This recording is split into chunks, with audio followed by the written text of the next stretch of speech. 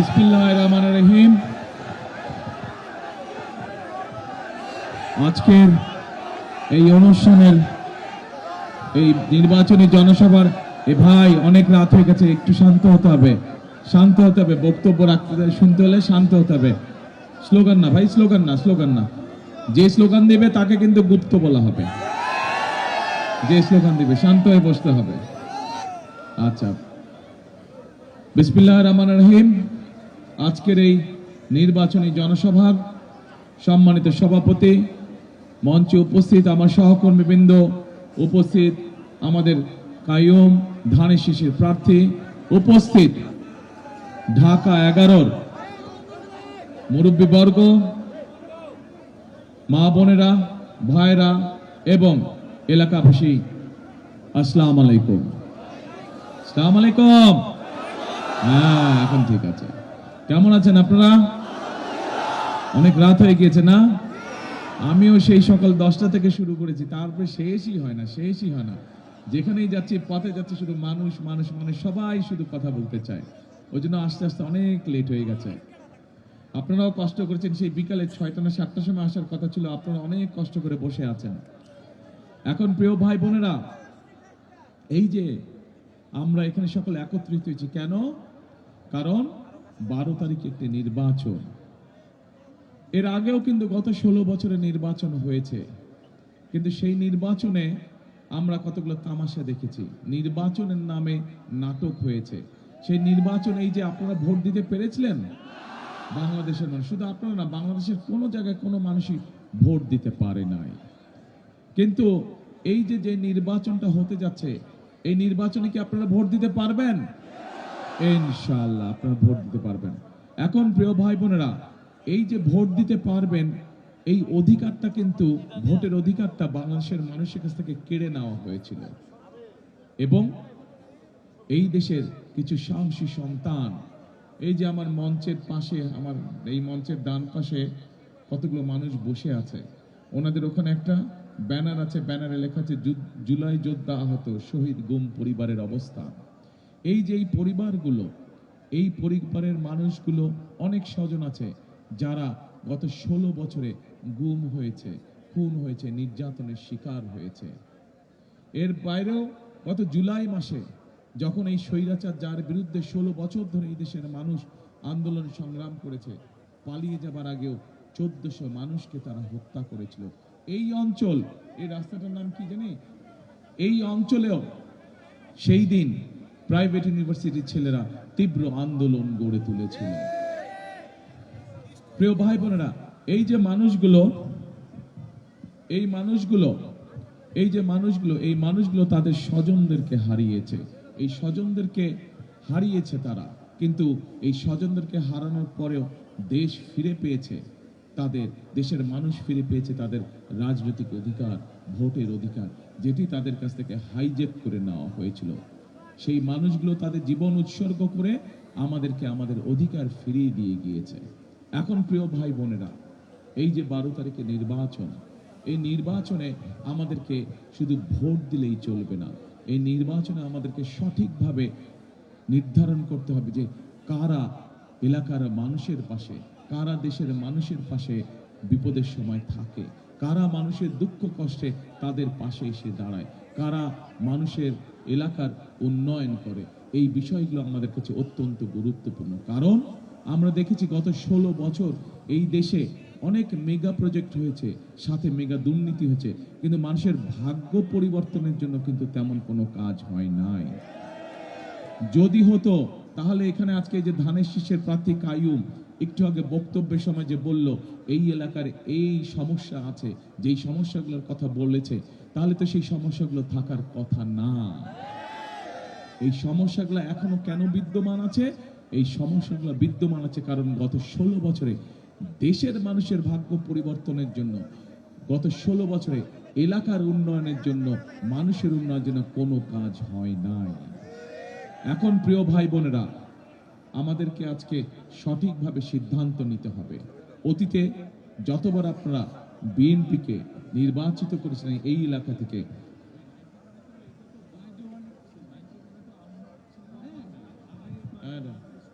হ্যাঁ সব বুঝছি। প্রিয় ভাই বোনেরা, 1991 সালে এই এলাকা থেকে দেশনেত্রী খালেদা জিয়া নির্বাচন করেছিলেন।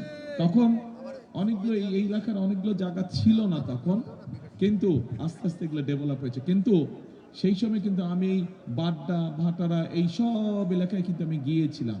অনেক মানুষ আছেন, হ্যাঁ বেড়াইত হয়, সেই বেড়াইত তো 3 মাইল হেঁটে গিয়েছিলাম আমরা, ওটা এইখানে। তখন সেই সময় বাড়িতে কিন্তু যাবার রাস্তা ছিল না, কোনো সাইকেল যেতে না, হ্যাঁ সাইকেল যেত না, মোটরসাইকেল যেত না, মোটরসাইকেল কিছু দূর গেলে আবার ধাক্কা নিয়ে যেতে হতো মোটরসাইকেলকে।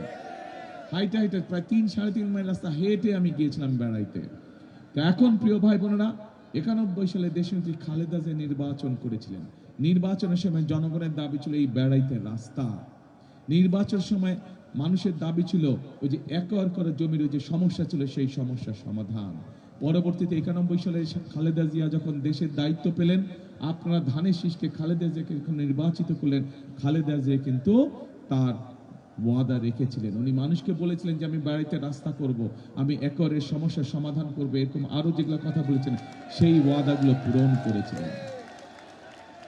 প্রিয় ভাই বোনেরা, সেজন্যই আমি আজকে বলছি যে 12 তারিখে শুধু যে ভোট দিতে হবে, ভোট দিলেই শুধু হবে না, সঠিক ব্যক্তিকে ভোট দিতে হবে।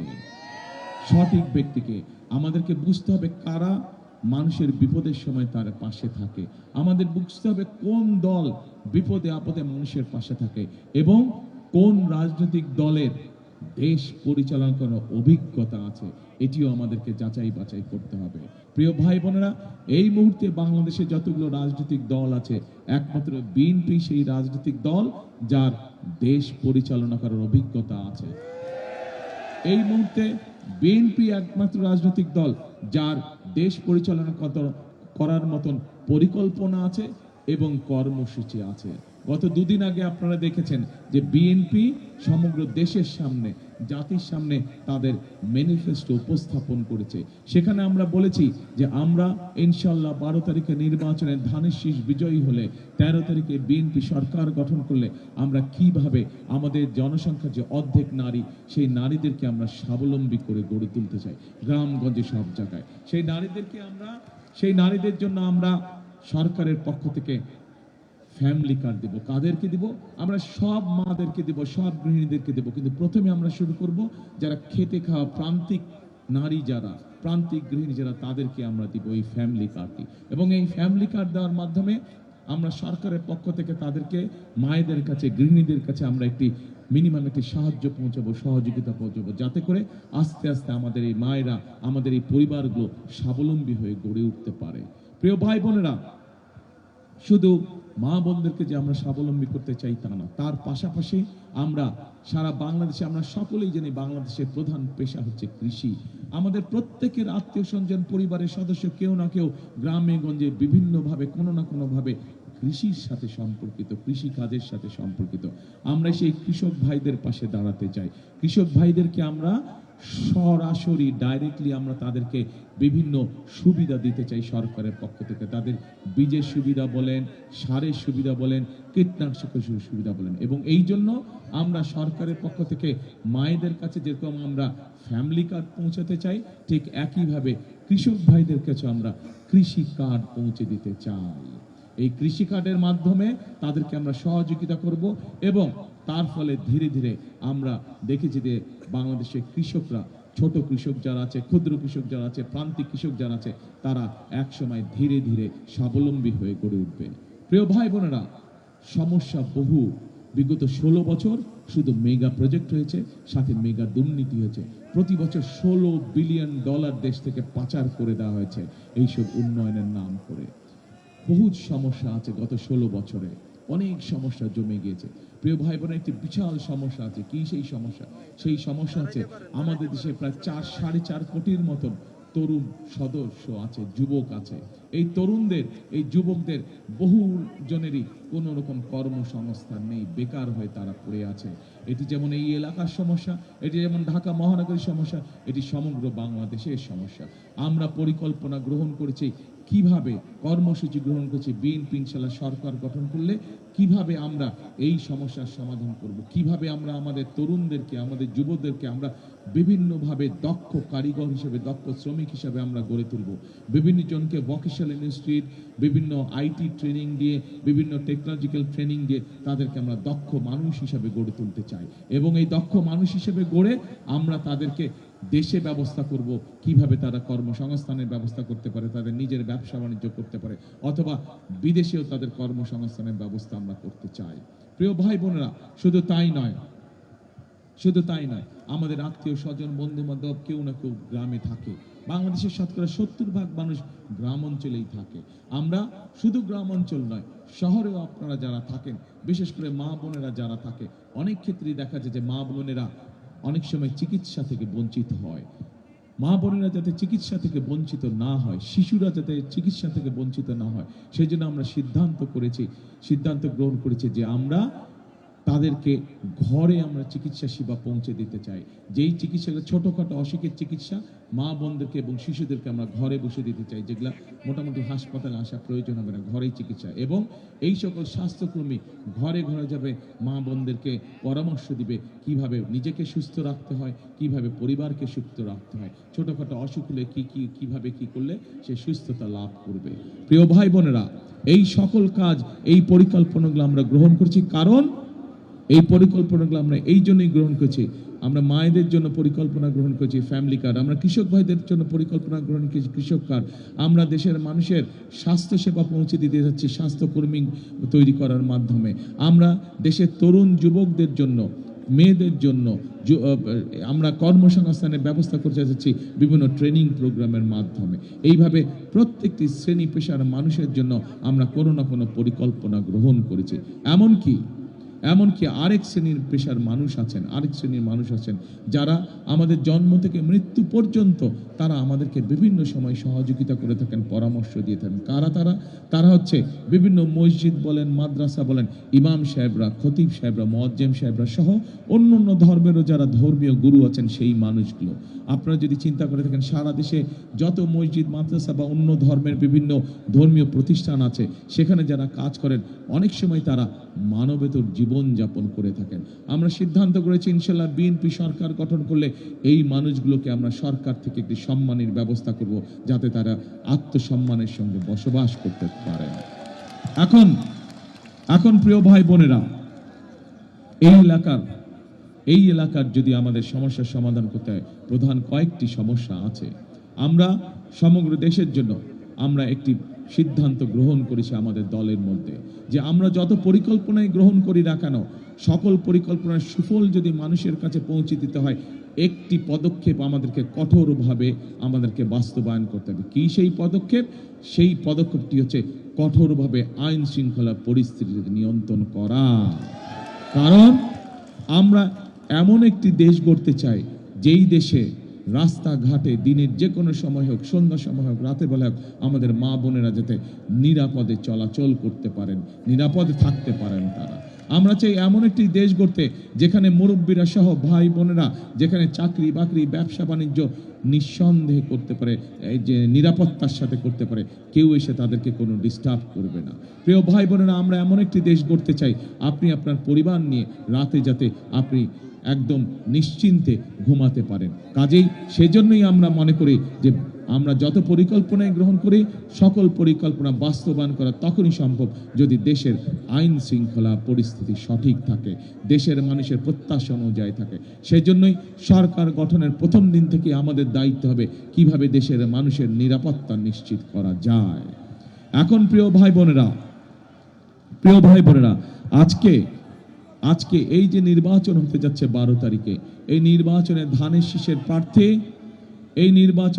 শীষের প্রার্থী এই এলাকাতে হচ্ছে আব্দুল কাইয়ুম। আজকে তার হাতে আনুষ্ঠানিকভাবে আমি ধানের শীষ তুলে দিচ্ছি। আপনারা 12 তারিখ পর্যন্ত কাইয়ুমকে আপনারা দেখে রাখবেন, ধানের শীষকে আপনারা বিজয়ী করবেন।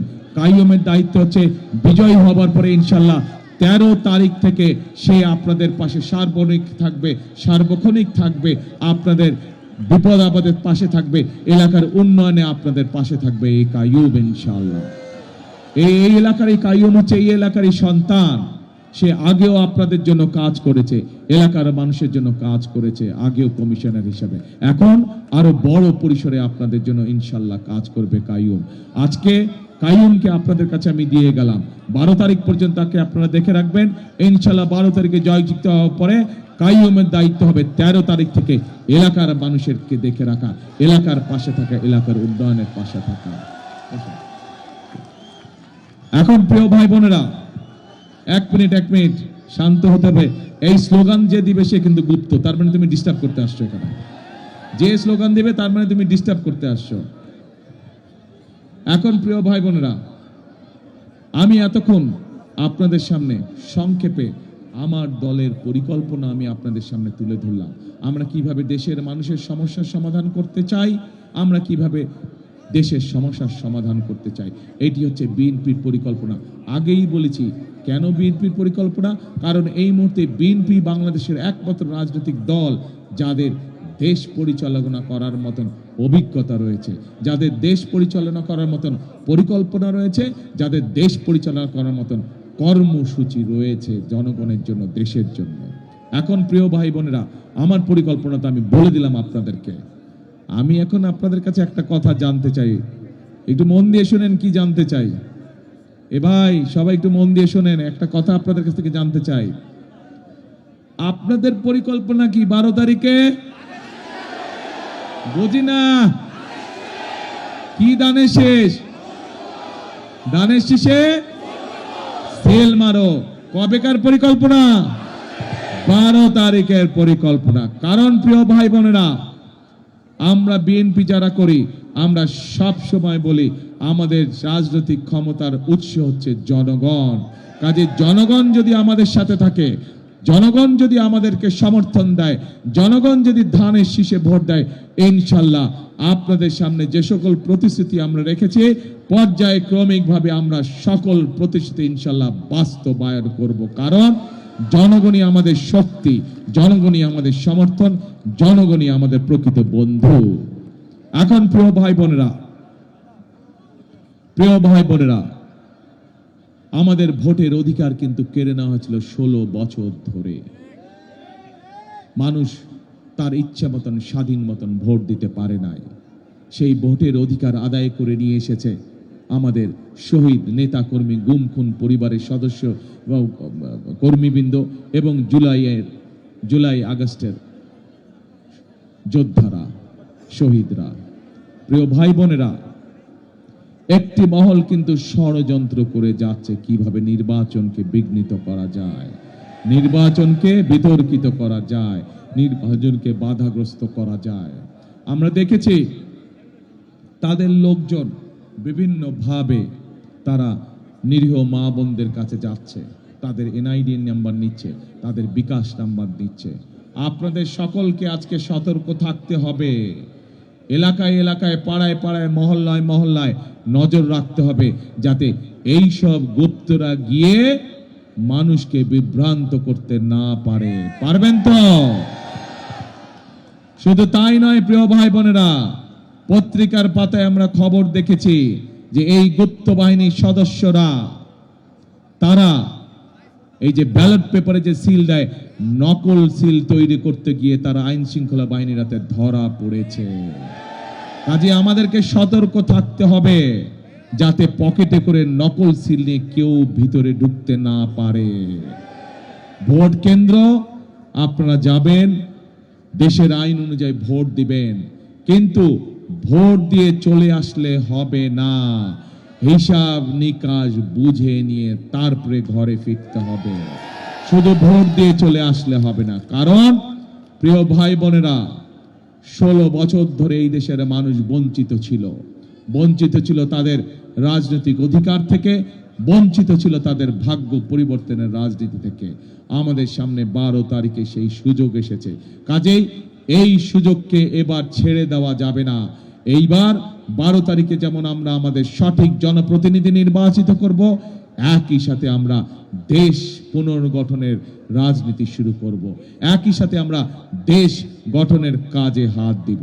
এখন প্রিয় ভাই বোনেরা, দেশ গঠনের রাজনীতিতে, দেশ গঠনের কাজে কে কে আছেন আমার সাথে হাত তুলেন। কারা কারা আছেন দেশ গঠনে? আলহামদুলিল্লাহ। এত মানুষের সমর্থন যদি আমরা পাই, এত ধন্যবাদ, হাত নামান, এত মানুষের সমর্থন যদি বিএনপি পায়, ইনশাল্লাহ এই দেশকে কেউ ঠেকিয়ে রাখতে পারবে না। এই দেশ ইনশাল্লাহ মুক্তিযোদ্ধাদের যে প্রত্যাশিত বাংলাদেশ ছিল, জুলাই যোদ্ধাদের যে প্রত্যাশিত বাংলাদেশ ছিল, সেই বাংলাদেশ ইনশাল্লাহ আমরা গঠন করেই ছাড়বো ইনশাল্লাহ।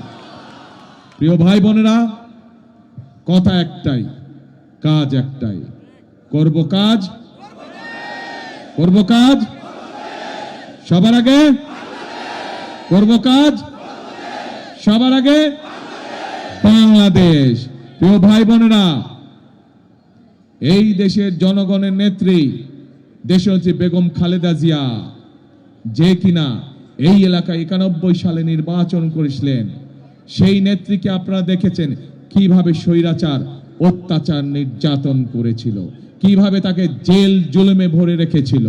প্রিয় ভাই বোনেরা, ওনার সন্তান হিসেবে আমি জানি সেই স্বৈরাচার তাকে অনেকবার বলেছে যে দেশ ছেড়ে চলে যেতে, সব জেল জুলুম তারা উঠিয়ে নেবে। কিন্তু দেশনেত্রী খালেদা জিয়া এই দেশের জনগণকে রেখে কখনো চলে যান নাই। উনি সব সময় বলেছেন, এই দেশই হচ্ছে আমার প্রথম ঠিকানা, এই দেশই হচ্ছে আমার শেষ ঠিকানা, এই দেশের জনগণই হচ্ছে আমার পরিবার।